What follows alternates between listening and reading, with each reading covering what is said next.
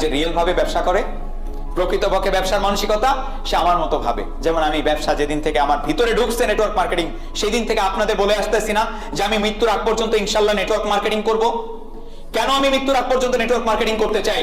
কারণ আমি দেখেছি এই ব্যবসার মাধ্যমে আমি যত সহজে মানুষকে হেল্প করতে পারছি, এত সহজে আমি পৃথিবীর অন্য কোনো পেশা থেকে পারবো না। তোমাদের মতো ছেলেপেলেদের যে শিখাচ্ছি, কথা বলতে শিখাচ্ছি, দাঁড়াতে শিখাচ্ছি, এইটা কোথায় পেতাম? এটা কয়জন শেখায়? রিয়েল লাইফ এডুকেশন আমি তোমাদেরকে দেওয়ার ব্যবস্থা করছি, যেটুকু আমি জানি সেটুকু। আরো জানছি যাতে আরো দেওয়া যায়। এইটা তো এই প্ল্যাটফর্ম ছাড়া অন্য কোথাও থেকে হয় না। যেহেতু এই প্ল্যাটফর্ম ছাড়া অন্য কোথাও থেকে হয় না, আমি এই জন্য মৃত্যুর আগ অবধি ব্যবসা করব, নেটওয়ার্ক মার্কেটিং করব।